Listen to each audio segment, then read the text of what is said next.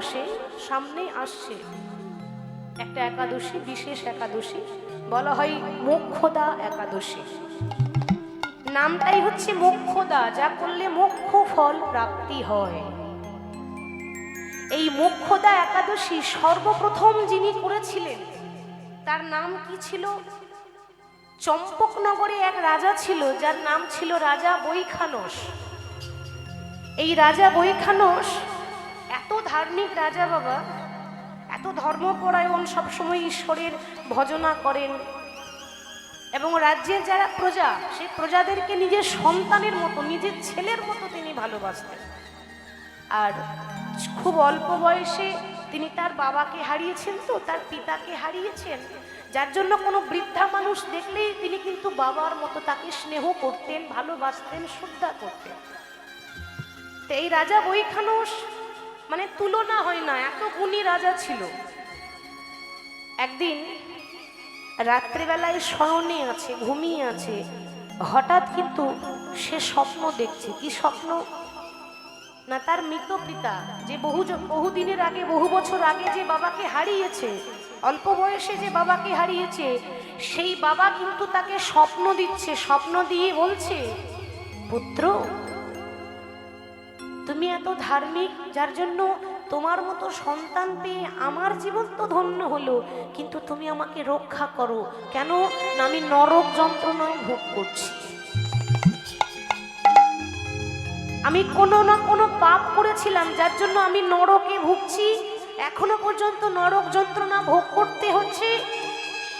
তুমি এমন কিছু করো যেন আমার আত্মাটা শান্তি পায়, যেন আমাকে নরক থেকে যেন আমার মুক্তি লাভ হয়, যেন আমি মুক্তি পেতে পারি। বৈখানস চিন্তা করলেন যে আমি সবার ভালো করি, সবার মঙ্গল করি, সবসময় গোবিন্দের পূজা করি, আমার মতো সন্তান থাকতে যদি আমার বাবা নরকগামী হয়, না না, এ তো লজ্জার কথা। কিছু একটা করতে হবে যেন বাবাকে নরক থেকে উদ্ধার করা যায়। তাই তিনি এক মুনি ঋষির আশ্রমে ছুটে গেলেন। সেই মুনির নাম ছিল পর্বত মুনি। সেই পর্বত মুনির কাছে সবকিছু যখন বৃত্তান্ত খুলে বলেছে, যে মুনিবর, এমন কিছু একটা বলুন যেন আমি আমার বাবাকে নরক থেকে উদ্ধার করতে পারি।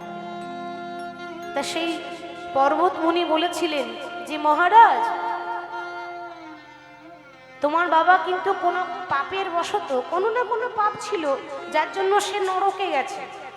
তাহলে তোমার বাবাকে নরক থেকে মুক্তি দিতে গেলে একটাই উপায়। কি উপায়? না, মার্গশীর্ষ মাসে, অগ্রহায়ণ মাসে শুক্লপক্ষে যে একাদশী আসবে, নাম হলো মোক্ষদা একাদশী।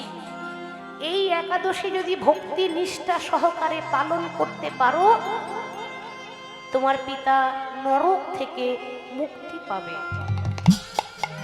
তাই এই মোক্ষদা একাদশী করলে নরক যন্ত্রণা থেকে মুক্তি পাওয়া যায়। মানে যারা আপনার পূর্বপুরুষ, যারা নরকে যদিও গেছেন, তারাও মুক্তি পাবেন। আপনার কিন্তু কি হবে? পাপ থেকে আপনি দূরীভূত হয়ে থাকবেন, সমস্ত পাপ আপনার ক্ষয় হয়ে যাবে। আর এই একাদশী করলে মোক্ষ ফল লাভ হয়, যার জন্য বলা হয় মোক্ষদা একাদশী। তাহলে মহাপ্রভুর নামে প্রেমে মাতোয়ারা হয়ে আছে। আচ্ছা বলুন মা, আমাদের এই পৃথিবীতে এই কলিযুগে হরি নাম ছাড়া গতি আছে? যার জন্য তিনবার বললেন, গতি নাই, গতি নাই, গতি নাই। একবার নয়, তিনবার। কেন? আচ্ছা বেশ, এই যে কলিযুগে আমরা বাস করছি, বসত করছি, এই কলিযুগটা ভালো না খারাপ বাবা? ভালো। ভালো বলছেন তো? বেশ, আমার লক্ষ্মী মায়েদের বলি, তা আপনারা একটু বলুন দেখি, কলিযুগ ভালো না খারাপ? ভালো। সবাই বলছেন তো? সবারই একমত? খারাপ। বেশ, এখন অনেকে চিন্তা করবে, মা, তা কলিযুগ ভালো কি করে হলো? এত অন্যায়, এত পাপ, এত অত্যাচার, এত ব্যভিচার, চারিদিকে এত পাপ হচ্ছে, এত মারামারি, এত কাটাকাটি, এরপরে কলি ভালো কি করে হয়? কলি তো খারাপ। কলিযুগের মধ্যে তো খারাপ যুগ নেই, এটা আমরা মনে করছি, কিন্তু শাস্ত্রে মহাজন কলম দিচ্ছেন যে কলিযুগ হচ্ছে ধন্য কলিযুগ। কলিযুগ হচ্ছে শ্রেষ্ঠ যুগ। চারটে যুগের মধ্যে কলি হচ্ছে শ্রেষ্ঠ। কেন? কেন বললেন? কিন্তু আমরা জানি কলি কিন্তু ভয়ঙ্কর। এটা আমার বানানো কথা নয়, আমি মহাভারত থেকে উদাহরণ দিচ্ছি। মহাভারতে একবার ধর্মরাজ যুধিষ্ঠির কৃষ্ণের কাছে এসে বলছে, কথাগুলো লক্ষ্য করবেন, এসে বলছে, সখা তুমি তো ভগবান, তোমার কাছে আমার একটাই প্রশ্ন। কি প্রশ্ন? না, এই দাপর যুগটা যখন শেষ হয়ে যাবে, এরপরে আসবে কলিযুগ, তাহলে আমি জানতে চাই যে কলিযুগটা কেমন হবে।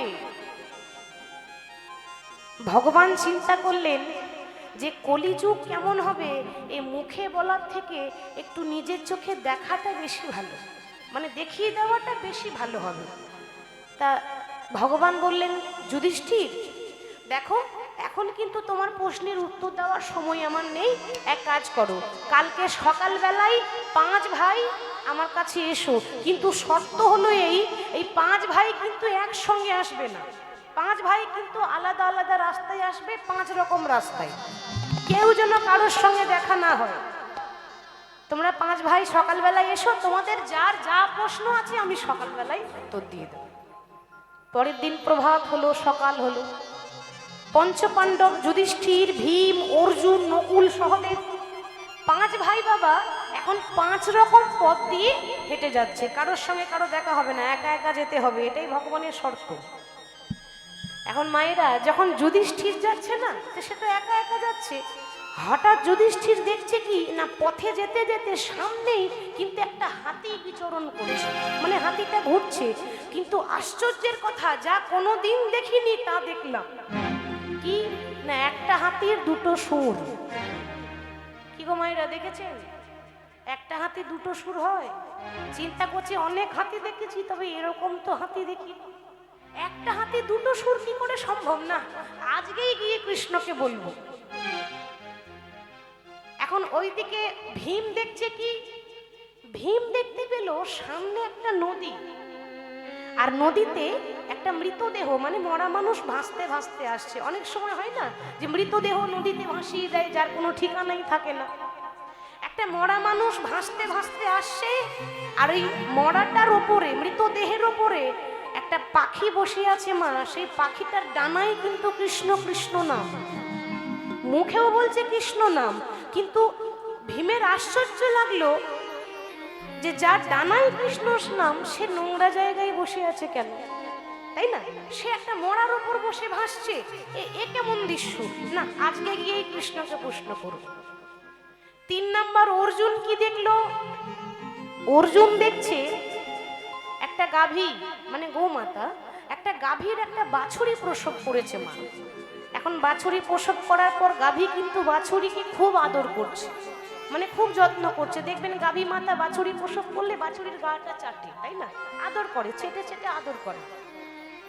তা এখন সেই গাভীটা তার বাছুরিকে এমন আদর করছে, আদর করতে করতে একটুখানি পরেই কিন্তু বাছুরিটা মারা গেল। অর্জুন চিন্তা করছে, বাবা সন্তান কুসন্তান হয়, তো মা তো কখনো কুমাতা হয় না, হয় কি? তাহলে মা আদর করছে আর ছেলে মরে গেল, তাহলে এ আবার কেমন দৃশ্য? এরকম তো হয় না।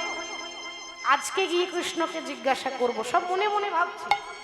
তাহলে 3 জন হলো, এখনো 2 জন আছে।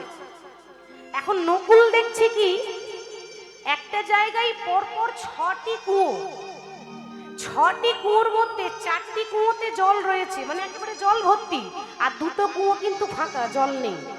চিন্তা করছে যে পরপর 6টা কুয়ো, তো 4টি কুয়োতে জল রয়েছে, 2টো কুয়োতে জল নেই কেন পাশাপাশি, অথচ জল নেই?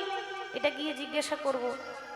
আর সহদেব দেখলো কি, বিরাট বড় একটা পর্বত, পাহাড়, ওই পাহাড়ের চূড়া, একেবারে পাহাড়ের ওপরে, পাহাড়ের ডগা থেকে একটা এত বড় পাথর কিন্তু ভেঙে পড়ছে।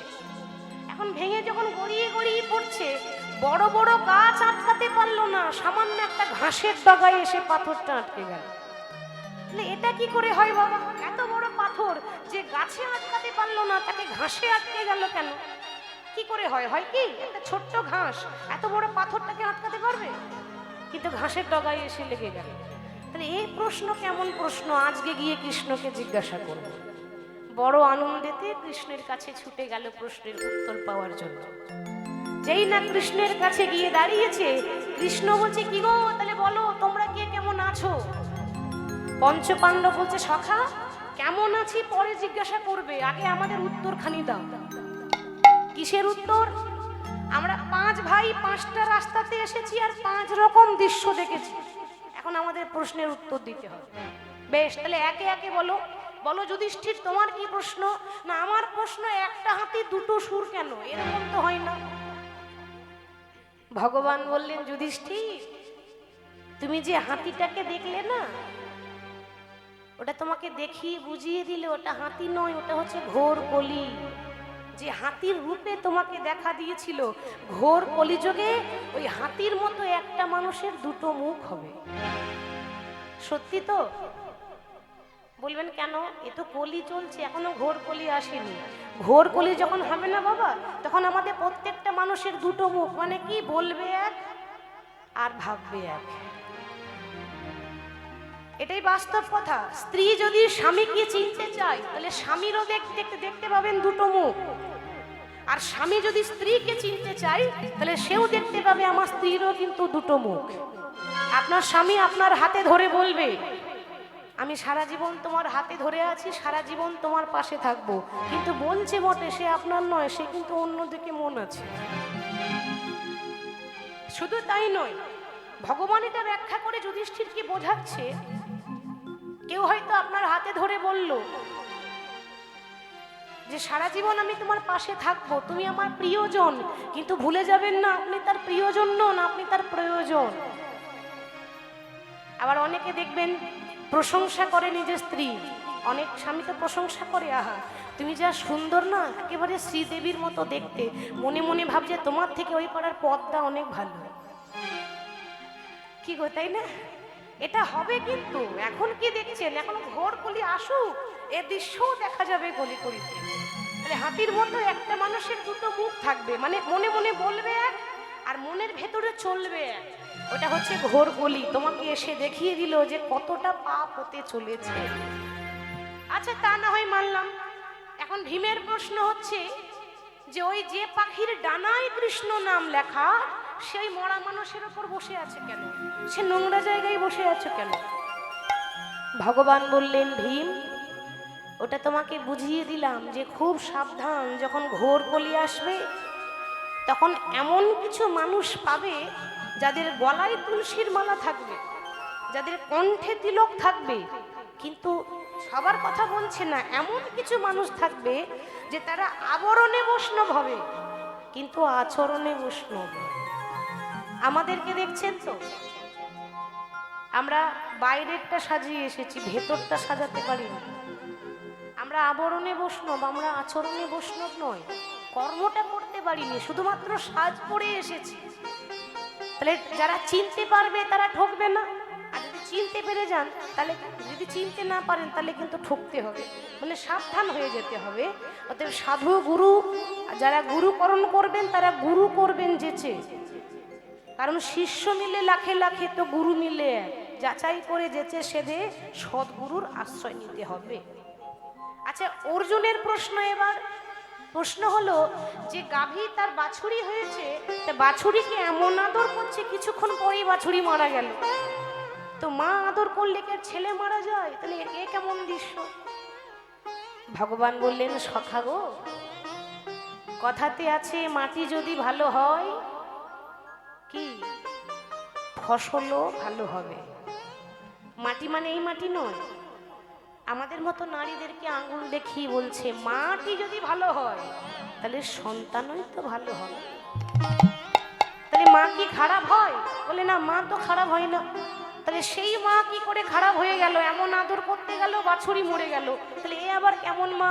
ভগবান তখন তাকে ব্যাখ্যা দিয়ে বুঝিয়ে বললেন যে সখা, ঘোর কলি যখন আসবে তখন পৃথিবীতে অনেক মা আছে নিজের সন্তানকে কোলে করে নিয়ে মন্দিরে নিয়ে গিয়ে বলবে প্রভু আশীর্বাদ করো, আমার খোকা বড় হয়ে যেন ডাক্তার হতে পারে। কেউ বলবে প্রভু আশীর্বাদ করো, আমার ছেলে বড় হয়ে যেন ইঞ্জিনিয়ার হতে পারে, আমার ছেলে বড় হয়ে যেন চাকরি পেতে পারে। মানে আমরা ছেলেকে টাকা তৈরি করার, টাকা ছাপার মেশিন তৈরি করলাম, কিন্তু ভক্ত তৈরি করতে পারলাম না। কেউ একবারও বলে না দয়াময় আমার ইঞ্জিনিয়ারের প্রয়োজন নেই, আমার ডাক্তারের প্রয়োজন নেই, আশীর্বাদ করো আমার সন্তান বড় হয়ে যেন কৃষ্ণ বলে ডাকতে পারে।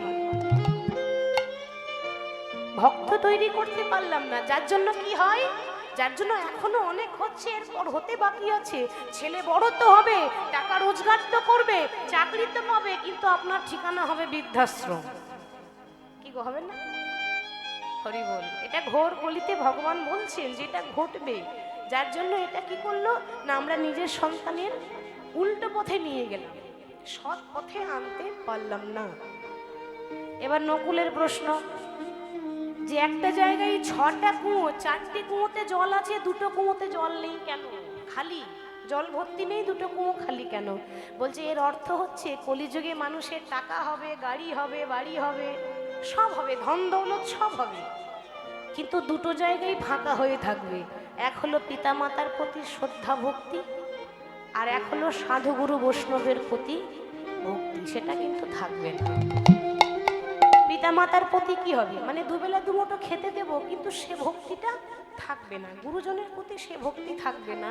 আর সাধু গুরু বৈষ্ণব অতিথি, এই সাধু গুরু বৈষ্ণবকে দেখলেও কিন্তু আমাদের অনেকের মনে ভক্তিটা থাকবে না, সবার নয়, কিছু কিছু মানুষের কিন্তু এটা হয়, হচ্ছে, এরপরেও হবে। 2টো জায়গায় আমাদের ঢাকা হয়ে যাবে। এখন সহদেব বলছে তাহলে আমি যেটা দেখলাম, এত বড় একটা পাথর যখন ভেঙে পড়লো, বড় বড় গাছ আটকাতে পারলো না, আর এই ঘাসের ডগায় আটকে গেল কেন? বলছে ওইটাই হচ্ছে কলির একটা ভালো, ওইটাই হচ্ছে ভালো। কি না, কলিযুগে এত অন্যায় হবে, অত্যাচার হবে, পাপ হবে, অধর্ম হবে, গোটা কলিযুগ পাপে পরিপূর্ণ হবে, কিন্তু ঘাসের ডগার মতো শুধু হরিনামই পারবে বড় বড় পাপকে উদ্ধার করে দিতে। তাই গৌর হরি বল। তাহলে হরিনাম ছাড়া গতি নাই, গতি নাই, গতি নাই। সেজন্য বলছে হরিনাম করো। তাহলে আমরা সবাই 2টি বাহু তুলে গাইবো। আচ্ছা মায়েরা, তাহলে দুপুর বেলায় সেবা শান্তি ভালো হয়েছে আপনাদের? ভালো হয়েছে, বেশ। তাহলে উলুধ্বনিটা কই? খুব সুন্দর হয়েছে, সবাই বাহু তুলে গাইবো, কেমন? কৃষ্ণ নামে হরি নামে পাগল আমার মন। হরি বল। চলো সবে যাব বৃন্দাবন, কৃষ্ণ নামে পাগল আমার মন। চলো সবে যাব বৃন্দাবন, ও কৃষ্ণ নামে পাগল আমার মন। চলো সবে যাব বৃন্দাবন। কৃষ্ণ নামে পাগল আমার মন, যাব মোরা মধুর বৃন্দাবন।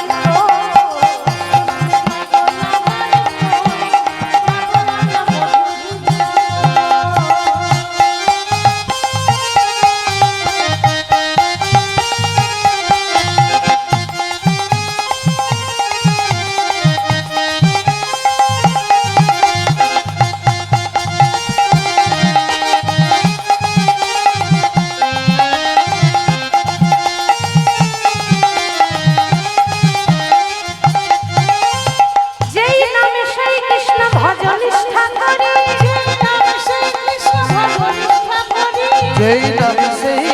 ভজ নিষ্ঠা করি,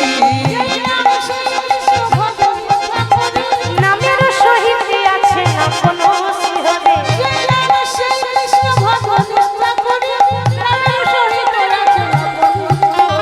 কৃষ্ণ নামে হরি নামে, আহা কৃষ্ণ নামে পাগল আমার মন, যাব মোরা মধুর বৃন্দাবন।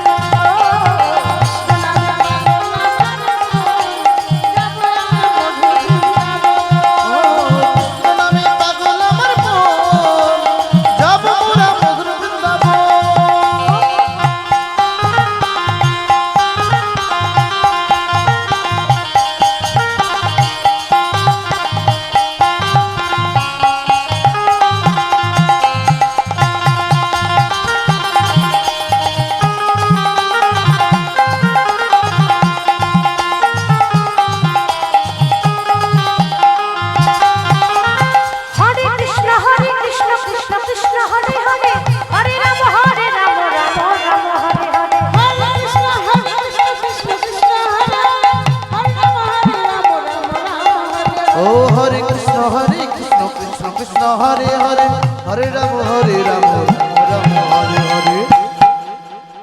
এখানকার মায়েরা সত্যি মানে কি বলবো, একেবারে লক্ষ্মী মা, খুব ভালো মায়েরা, সত্যি খুব ভালো। কেন বলবো বলুন তো, কেন বললাম জানেন? মানে অনেক জায়গায় আছে দুই এক আসরে কপালে জুটেও যায় আর কি।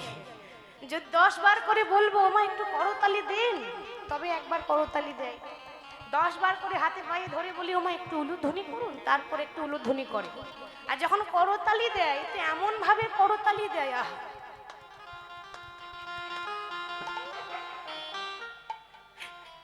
হরি বল। আসলে কি বলবো, আমরা কলিযুগের ভক্ত তো, ওই জন্য আমাদের করতালিগুলো হয়ে গেছে প্লাস্টিকের করতালি, সাউন্ড হয় না, তাই তো? এমন ভাবে করতালি দেবেন আশেপাশে গ্রামের সব ভক্তরা যেন শুনতে পায় যে কীর্তন হচ্ছে। আস্তে আস্তে না, জোরে জোরে, কেমন দেখি সব দুটি বাহু তুলে। হ্যাঁ বাহ, খুব সুন্দর। হরে কৃষ্ণ কৃষ্ণ কৃষ্ণ হরে হরে, হরে রাম রাম রাম হরে হরে। হরে কৃষ্ণ কৃষ্ণ কৃষ্ণ হরে হরে রাম হরে কৃষ্ণ কৃষ্ণ কৃষ্ণ হরে হরে, হরে রাম রাম হরে হরে। কৃষ্ণ নামে পাগল আমার মন, যাবে মোরা মধুর বৃন্দাবন। ও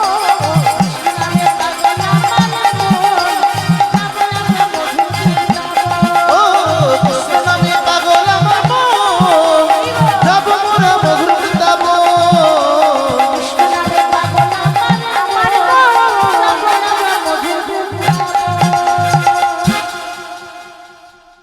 বলছে কৃষ্ণ নামে পাগল আমার মন, যাব আমরা মধুর বৃন্দাবন। কিন্তু সত্যি করে বলুন, ওই বৃন্দাবনে ভগবান আছে? ভগবান পাবেন বৃন্দাবন গেলে? ভগবান কোথায় আছে? হ্যাঁ, গয়া কাশী মথুরা বৃন্দাবনে নেই, ভগবান আছে ভক্তের অন্তরে। তাই যেখানে হয় নাম সংকীর্তন সেটাই হয় মথুর বৃন্দাবন। তাহলে আপনার জায়গাটার নাম কি? এই জায়গাটার নাম নিশ্চিন্তা, ঠিক বলছেন তো? তাহলে কি বললাম আমি? বৃন্দাবন। যতক্ষণ নাম চলবে ততক্ষণ এটা নিশ্চিন্তা নয়, এটা হচ্ছে বৃন্দাবন। হ্যাঁ, তাহলে আমরা বৃন্দাবনে আছি। তাহলে মহাপ্রভু এমন ভাবে হরি নাম প্রচার করলেন, পৃথিবীতে যত আছে নগরাদি গ্রাম সর্বত্র প্রচার করো মোরে হরে কৃষ্ণ মহামন্ত্র নাম। তাই মহাপ্রভু যখন হরি নাম বিলিয়ে দিলেন, প্রচার করলেন, পাশ থেকে মহাজন কলম দিলেন, হেনয়ব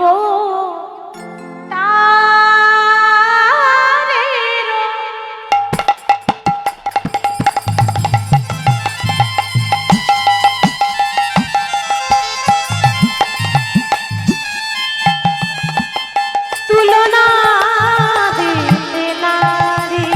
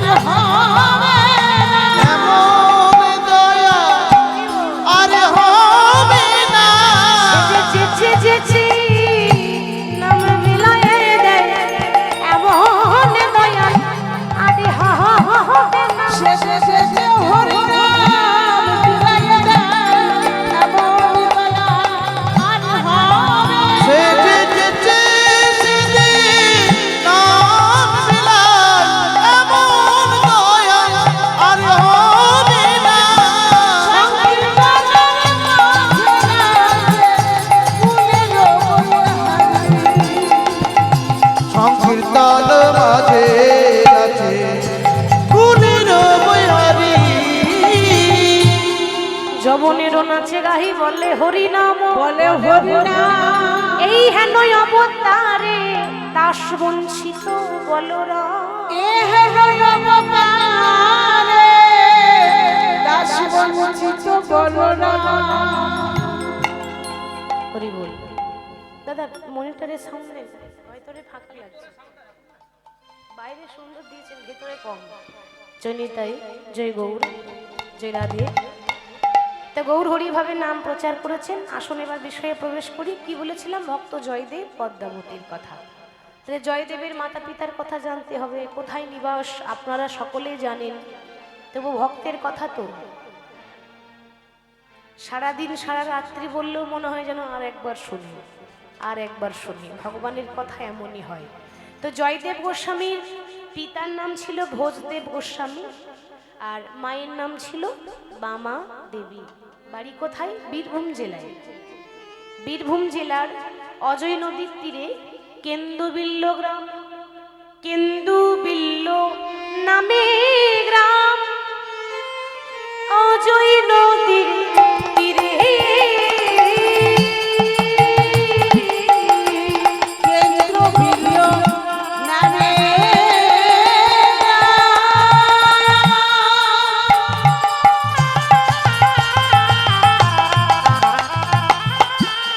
অজয় নদীর তীরে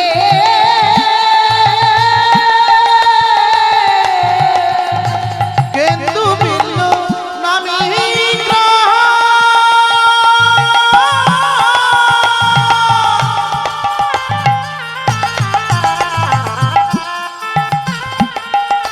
অজয় নদীর তীরে ভোজদেব নামে ব্রাহ্মণ তথায় বাস করে। ভোজদেব নামে ব্রাহ্মণ তথায় বাস করে। ভোজিদে নামে ব্রাহ্মণ ততই বাস করে। আরে অতি নিষ্ঠা তিনি,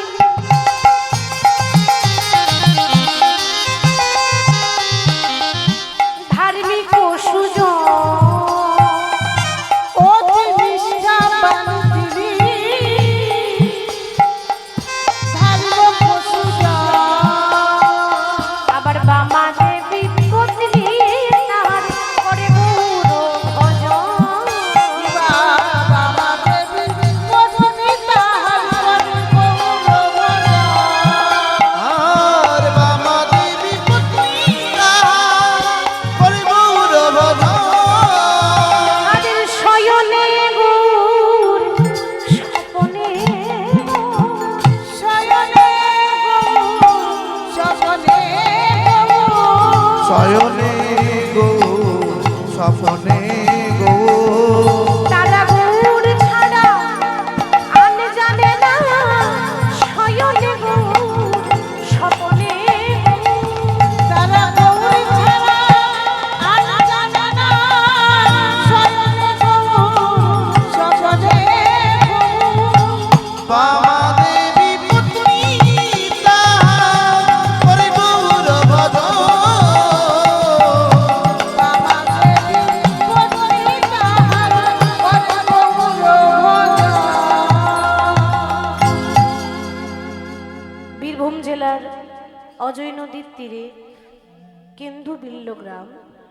বাস করতেন একটা ছোট্ট ঝুপড়িতে, একটা কুঁড়ে ঘরে অতি নিষ্ঠাবান ব্রাহ্মণ ভোজদেব গোস্বামী এবং তার সহধর্মিণী বামা দেবী। মায়েরা, যদি আপনারা কেউ লক্ষ্য করেছেন, তাহলে আমি কিন্তু একবারও স্ত্রী বলিনি, বললাম সহধর্মিণী, তাই তো? আপনারা হয়তো ভাবছেন যে মাগো, ওই যাকে স্ত্রী বলে তাকেই তো সহধর্মিণী বলে। কি গো, কথাটা ঠিক হচ্ছে? যাকে স্ত্রী বলে তাকেই কি সহধর্মিণী বলা হয়? না, কেন জানেন? আমরা স্ত্রী হতে পেরেছি, আমরা সহধর্মিণী হতে পারলাম না। সহধর্মিণী কাকে বলে? স্বামী যদি ধর্মের পথে যায়, স্বামীর হাতটা ধরে যে ধর্মের রাস্তাটা ধরিয়ে দেয়, স্বামীর হাতে ধরে যে ধর্মপথে এগিয়ে দেয়, তাকে বলা হয় সহধর্মিণী। সেই ব্রাহ্মণ আর ব্রাহ্মণী সবসময় ভগবানের আরাধনা করে, ভগবানের নাম জপ করে। কোনোদিনও ভগবানের কাছে তারা অন্য কোনো বাসনা করেনি। তাদের একটাই বাসনা, কি বাসনা? না তাদের কোনো সন্তান ছিল না। সবাই তাদেরকে নিঃসন্তান বলে ডাকত। কিন্তু মায়েরা, এ জগতে প্রত্যেকটা নারীর মনে বাসনা হয় যেন আমারও একটা সন্তান হয়, আমাকেও যেন কেউ মা বলে ডাকে। তাহলে বামা দেবীও তো আমাদের মতো একটা সাধারণ নারী, তারও তো মনে বাসনা ছিল যে আমারও যেন সন্তান হয়। প্রত্যেক দিন ভগবানের নাম করে যায়, কিন্তু তাদের ভক্তির ফল তারা পাচ্ছে না। একদিন তার স্বামীর কাছে এসে বলছে, স্বামী, সারা জীবন তো গৌর গৌর করেই গেলে, সারা জীবন তো ভগবানের নাম জপ করে গেলে, কই তোমার ভগবান তো আমাদেরকে কিছু দিল না। ভোজদেব গোস্বামী বললেন, বাবা তুমি ভগবানের কাছে কি চাও বলো? গাড়ি বাড়ি টাকা পয়সা ধন দৌলত যা চাও তাই দেবে। বামা দেবী বললেন, স্বামী তুমি বোধহয় জানো না, সাউন্ড কমে গেল, ভেতরে সাউন্ড বাড়ানো। তুমি বোধহয় জানো না, এ জগতে যারা ভক্ত হয় তারা ভগবানের কাছে বাবা কোনোদিনও গাড়ি বাড়ি টাকা পয়সা চাইতে যায় না।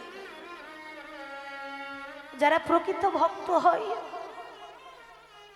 তাদের মনে একটাই বাসনা, প্রভু আমরা তো গাড়ি বাড়ি চাই না, আশীর্বাদ করো, সারা জীবন যেন কৃষ্ণ বলে কাঁদতে পারি, সারা জীবন যেন গৌর বলে ডাকতে পারি, সারা জীবন যেন তোমার চরণে রতি মতি আসক্তি থাকে। আচ্ছা বামা, তাহলে তুমি ভগবানের কাছে টাকা পয়সা চাও না তো কি চাও বলো? ধন দৌলত চাইবে না তো কি চাইবে? তুমি আমার কাছে প্রকাশ করো, তুমি কি চাও? স্বামী আমি অন্য কিছু চাই না, তোমার ভগবানকে একটু বলো না গো, সে কি দেখতে পায় না এই অভাগিনীর দুঃখ? সে কি দেখতে পায় না এই অভাগিনীর কষ্ট? আমি অন্য কিছু চাই না, আমি তোমার ভগবানের কাছে আঁচল পেতে দাঁড়িয়েছি। এই ভিখারিনী, এই অভাগিনী, এই অনাথিনীর কোলে যেন একটা সন্তান দিয়ে দেয়। বামা, ভক্তরা যখন ডাকে, তো ভক্ত যদি মন থেকে কোনো বাঞ্ছা করে, ভগবানের সাধ্য নাই যে পুরাইতে নারে। ভক্তের ভক্তির জোরে ভগবান নেমে আসে, তা তোমার ভক্তির জোরে কেন নামবে না বলতে পারো? তুমি ভগবানের নাম করে যাও, দেখবে যখন তোমার চোখের জল পূর্ণ হয়ে যাবে, তোমার ভক্তিতে যখন সন্তুষ্ট হয়ে যাবে, তখন নিশ্চয়ই দেবে। আর ভগবান যখন দেয় তখন কেউ আটকাতে পারবে না, সবই তো তার কৃপায়। মনে রাখবেন, আমরা বলার কেউ নই, আমরা চলার কেউ নই। ভগবানের ইচ্ছা ছাড়া গাছের একটা পাতা পর্যন্ত নড়ে না, আমরা কি করে নড়বো? সবই তো তার কৃপায়। হরি বল। তা প্রত্যেক দিন ভগবানের নাম জপেই যায়, আর তার কাছে একটাই প্রার্থনা, আমায় একটি সন্তান দিয়ে দাও। ওগো যদি তুমি ভগবান ভক্তেরি প্রাণ, তবে কেন দুঃখ দাও? ওগো দয়াময়, তবে কেন দুঃখ দাও? যদি তুমি ভগবান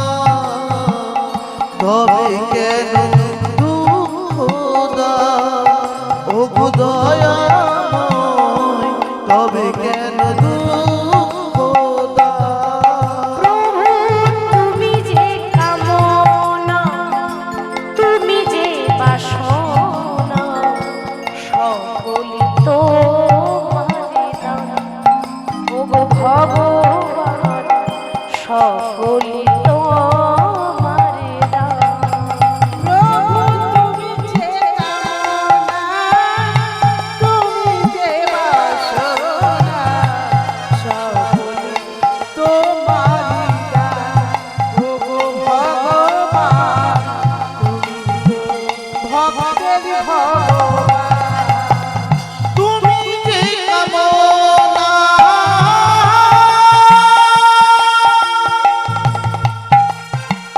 তুমি যে বাসনা সকলই তোমার দান ও গো ভগবান তুমি যে ভক্তের ভগবান যদি তুমি ভগবান ভক্তেরই প্রাণ তবে কেন দুঃখ দাও ও গো দয়াময় তবে কেন দুঃখ দাও তুমি যদি ভগবান ভক্তের প্রাণ তবে দুঃখ দাও ওগো দয়াময় তবে দুঃখ দাও প্রত্যেক দিন যখন ভগবানের চরণে পূজা করে ভগবানের চরণে মাথা ঠুকে আর একটাই বাসনা আমার কোলে একটা সন্তান দিয়ে দাও তো বাবা ভগবান সবকিছু সইতে পারে কিন্তু দুটো জিনিস ভগবানের সহ্য হয় না একটা হলো অহংকার আর একটা হলো ভক্তের চোখের জল নয়ন জল কোনো ভক্ত যদি দুফোঁটা নয়ন বাড়ি বরিশন করতে পারে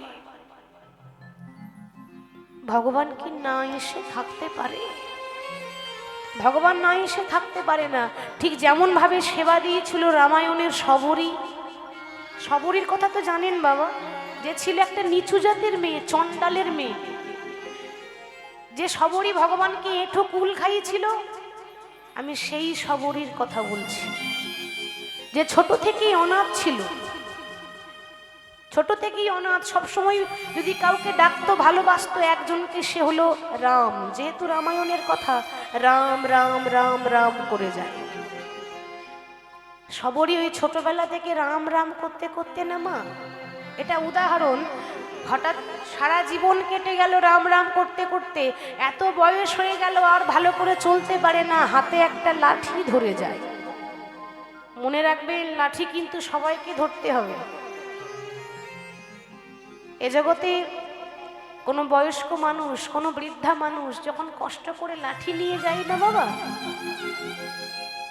আমরা ঠাট্টা করি আমরা তাকে দেখে ব্যঙ্গ করি ওই দেখ কেমন করে যাচ্ছে দেখ বুড়ো হয়ে গেছে তো আরে একবারও ভুলে গেলে হবে না যে ওই রকম দিন আমারও আসবে আর ওই রকম লাঠি একদিন আমাকেও ধরতে হবে ওই জন্য তো বলছি বেলা যে যায় বাসনায় আগুন দিতে হবে তো আর কামনা বাসনা লোভ লালসায় পড়ে থাকলে হবে না সেই রামায়ণের চণ্ডালিনী শবরী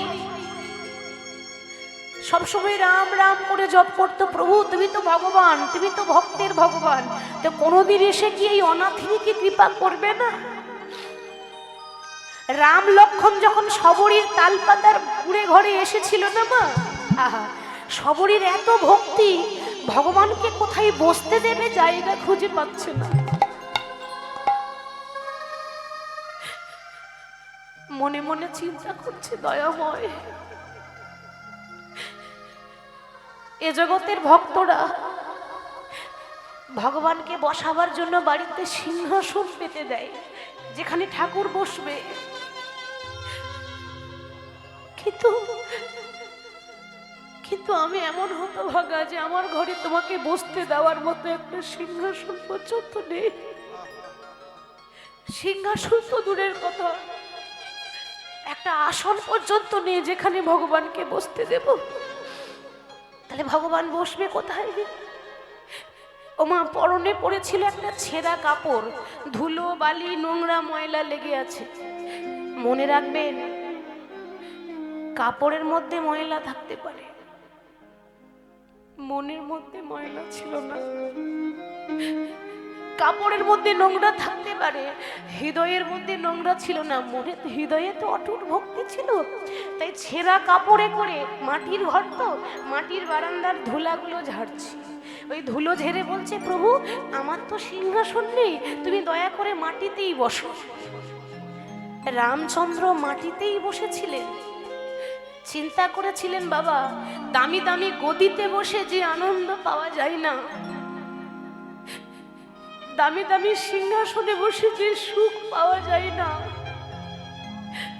ভক্তের মাটির ঘরে বসে আজ আমি সেই আনন্দটুকু পেয়েছি। আচ্ছা সবরই বসতে তো দিলে, কিছু সেবা দেবে না? আমার যে বড্ড ক্ষুধা পেয়েছে, দাও কিছু খেতে দাও আমায়।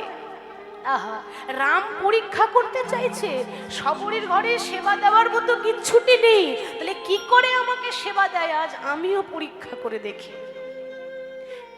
সবরী বলছে, প্রভু তুমি আমার ঘরে সেবা নেবে, বেশ তো, তা তুমি একটুখানি বসো, আমি যেমন করে হোক তোমার সেবার ব্যবস্থা করছি। আহা, ভক্তি দেখুন মা, এরকম অনুরাগ না থাকলে কি আর গোবিন্দ মিলে? এরকম ভক্তি না থাকলে কি ভগবান পাওয়া যায়? রামকে বসতে দিয়ে সবরই জঙ্গলে জঙ্গলে পঞ্চবটির বনে ঘুরছে, যদি কিছু পাওয়া যায়, ফলমূল যদি পায়। ফল তো পেল না, রাজভোগও পেল না। সামনে হঠাৎ দেখছে একটা কুল গাছ, যে কুল আমরা খাই। ওই কুল গাছে অনেকগুলো কুল কিন্তু শাড়ির আঁচলে করে পেরেছে। শাড়ির আঁচলে পেরে চিন্তা করছে, ভগবান তো প্রত্যেক দিন রাজভোগ খায়, কত দামি দামি মিষ্টান্ন দেয় তাকে, তাহলে কুল দিয়ে কি করে ভগবানকে সেবা দেব? কিন্তু সত্যি করে বলুন, ভগবান কি একবারও বলেছে যে আমায় 56 ভোগ দিয়ে সেবা দাও? ভগবান কি একবারও বলেছে যে আমায় প্রত্যেক দিন রাজভোগ দাও? না, ভগবান বলেছে, ভক্ত মোর, নাইবা দিলে রাজভোগ, নাইবা দিলে 56 ভোগ, এ জগতে প্রত্যেকটা ভক্তকে আমি একটা করে গঙ্গার একটা যমুনা দিয়েছি, দুটি নয়ন। এই নয়ন জলে মুখ ভাসিয়ে প্রভু তোমার হলাম বলে কেউ যদি একটিবারও ডাকতে পারে, আমি জন্ম জন্মান্তরের মতো তার কাছে দাস হয়ে যায়নি। তাই সবরই ভক্তি দিয়ে কিচ্ছু নেই, তার কাছে চোখের জল ছাড়া ভগবানকে দেওয়ার মতো আর কিচ্ছুটি ছিল না। তাই অঞ্চলে করে সেই কুল পেরে এনে, যেই না সেই কুল প্রভুকে সেবা দিতে যাবে, দেখুন সেবা কাকে বলে শিখুন। সেবা তো আমরাও দিই, এত বড় থালাতে ফল কেটে মন্দিরে নিয়ে যাই, দিতে হয় দিয়ে দিলাম, ভগবান খেয়েছে না খাইনি সে খবর রাখি না। কিন্তু সবরই যখন সেই কুলটা রামচন্দ্রের বদনে দিতে যাবে, চিন্তা করলো, আচ্ছা আমি যেই কুলটা ভগবানকে দেব, কুলের মধ্যে যদি পোকা থাকে, রামের কষ্ট হবে না? ভগবানের ক্ষতি হবে তো? না না, ক্ষতি হলে আমার আগে হোক, মরতে হলে আমি আগে মরবো, আমার ভগবানের জন্য কষ্ট না হয়। এক একটা কুল নিজে খেয়ে দেখছে, যেটা টক লাগছে সেটা ফেলে দিল, আর যেটা মিষ্টি লাগছে সেটা রামের বদনে তুলে দিল। একবারও চিন্তা করলো না যে কুলটা আমার এঁঠো হয়ে গেল। একবারও ভেবেছে? এঁঠো সবাইকে দেওয়া যায় না, যাকে দেখবেন খুব অন্তর থেকে ভালোবাসা যায় তাকে নিজের এঁঠোটা দেওয়া হয়। তাহলে কত ভালোবেসেছিল ভগবানকে যে এঁঠো করে ভগবানকে খাওয়াচ্ছে, প্রভু এবার তুমি খাও। ভগবানও তো দয়াল হরি, রামও আঝর ঝরে কাঁদছে। আহা, অনেক ভক্ত দেখেছি মন্ত্রে তন্ত্র দিয়ে সবাই ডাকে, তবে এর মতো চোখের জলে কেনে আমায় কেউ ডাকতে পারে না। সবরীর হাতে এঁঠো কুল খেয়ে রামায়ণে রামচন্দ্র বর্ণনা করে দিয়েছিলেন, মুচি হয়ে সূচি হয় যদি কৃষ্ণ ভজে, সূচি হয়ে মুচি হয় যদি কৃষ্ণ তেজে। ভক্তিতে ডাকিলে আমি চণ্ডালের হই, আর অভক্তিতে ডাকিলে কোনো ব্রাহ্মণেরও না। তাহলে ভগবান কার? ভক্তি যার, ভগবান তার। সেই ভক্তি দিয়ে আজকে বামা দেবী ডাকে, প্রভু আমাকে একটা সন্তান দাও। শুধু একটাই বাসনা, যে আমার অভাগিনীর কোলে সন্তান দিয়ে দাও। আর তার বাসনা ভগবান পূর্ণ করলেন। অনেকদিন পর, কয়েক বছর পর ভগবান কৃপা করে বামা দেবীর গর্ভে একটা সন্তান দিয়েছে। আজ এই না সন্তান দিয়েছে, চিন্তা করছি এই তো সময় মাটি ভালো করার, তাই না? গর্ভে সন্তান এলে সেই সময় কিন্তু বেশি করে কৃষ্ণ নাম করতে হয়, বেশি বেশি করে সেই সময় বেশি ভগবানের নাম করতে হবে, বেশি করে ভাগবত পড়তে হবে, ভগবানের নাম চিন্তা করতে হবে, তবে তোমার কৃষ্ণ ভক্ত সন্তান হবে। মাকেও তো সেরকম হতে হবে। তাহলে সেই যেই না গর্ভে সন্তান পেয়েছে, কি আনন্দ! গর্ভের সন্তান নিয়েই পুজো পাঠ করে, তুলসী তলায় জল ঢালে, ভগবানের নাম করে। আসুন আমরাও গাইব, হরি হর এ নম কৃষ্ণ যাদবাই নম, হরি হর এ নম কৃষ্ণ যাদবাই নম, হরি হরি নম কৃষ্ণ যাদবাই নম, হরি হরি নম কৃষ্ণ যাদবাই নম, আহা যাদবাই মাধবাই কেশবাই নম, যাদবাই মাধবাই কেশবাই নম, যাদবাই মধুবাই কেশবাই নম, গোপালে গোবিন্দ রাম শ্রী মধুসূদন, গোপাল গোবিন্দ রাম শ্রী মধুসূদন, গোপাল গোবিন্দ রাম শ্রী মধুসূদন, গোপাল গোবিন্দ রাম শ্রী মধুসূদন, ওগো গিরিধারী গোপীনাথ মদন মোহন, গিরিধারী গোপীনাথ মদন মোহন, গিরিধারী গোপীনাথ মদন, জয় রূপ সনাতন ভট্ট রঘুনাথ, জয় সনাতন ভট্ট রঘুনাথ, জয় জয় সনাতন ভট্ট রঘুনাথ, জয় সনাতন ভট্ট রঘুনাথ, শ্রীজীবে গোপাল ভট্ট দাস রঘুনাথ, শ্রী গোপাল ভট্ট দাস রঘুনাথ, শ্রীজীবী গোপাল ভট্ট দাস রঘুনাথ, শ্রী গোপাল ভট্ট দাস রঘুনাথ, এই ছয় গোসাইয়ের করি চরণ বন্দ, এই জয় গোসাই করি চরণ বন্দন, এই জয় গোসাই করি চরণ বন্দন, এই জয় গোসাই করি চরণ বন্দন, যাহা হইতে বিঘ্ন নাশ অবিষ্ট পূরণ, যাহা বিনাশী অদৃষ্ট পুরাণ, রামতে বিঘ্নাশ অবিষ্ট পুরন, বিনাশী অদৃষ্ট পুরাণ, শ্রী গুরু বৈষ্ণব পাদ পদ্ম করিয়া, গুরু বৈষ্ণব পাদ পদ্ম করিয়া, শ্রী গুরু বৈষ্ণব পাদে পদ্ম করিয়া, বৈষ্ণব পাদ পদ্ম করিয়া, এটাই নাম সংকীর্তনে মাগে নরোত্তম দাস, রাম সংকীর্তন নামে নরোত্তম দাস, নাম সংকীর্তনে মাগে নরোত্তম দাস, হরে কৃষ্ণ কৃষ্ণ কৃষ্ণ হরে হরে, হরে রাম রাম রাম হরে হরে। হরে কৃষ্ণ কৃষ্ণ কৃষ্ণ হরে হরে, হরে রাম রাম রাম হরে হরে, হরে কৃষ্ণ কৃষ্ণ কৃষ্ণ হরে হরে, হরে রাম রাম হরে হরে। প্রত্যেকদিন গোবিন্দের আরাধনা করে দেখতে দেখতে 10 মাস 10 দিন গর্ভ পূর্ণ হলো।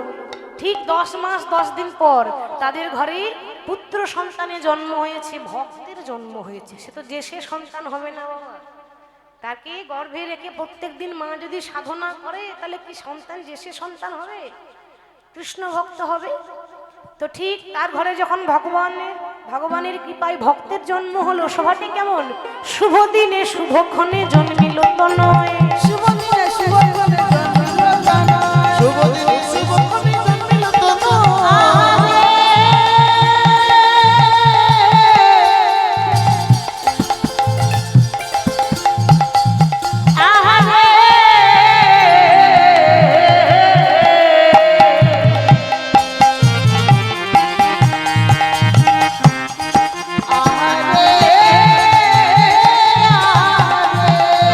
শুভ দিনে শুভ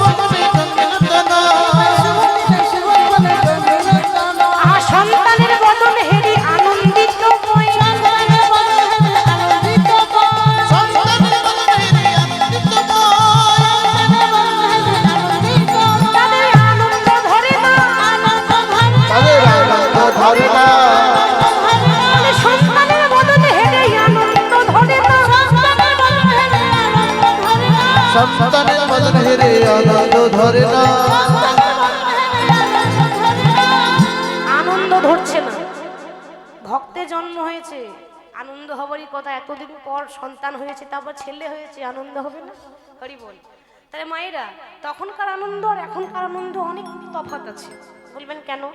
এখনকার দিনে আনন্দ কেমন? যখনই ছোট বাচ্চাদের জন্মদিন করি, কি গো ঠিক তো? যখনই হোক যারই হোক, যখন জন্মদিন পালন করি আনন্দ হয়, তখন কি করি? সারাদিন ভালো মন্দ খাওয়া দাওয়া, তারপর সারা রাত্রি পার্টি তো আছে, তাই না? তারপর দুদিকে দুটো ডিজে বক্স লাগিয়ে ছি ছি ছি রে ননি ছি, তাই না? এটা এখন হয়। তা তখন কাছে মধ্যে ডিজে বক্স ছিল না, তখন কি মানুষরা আনন্দ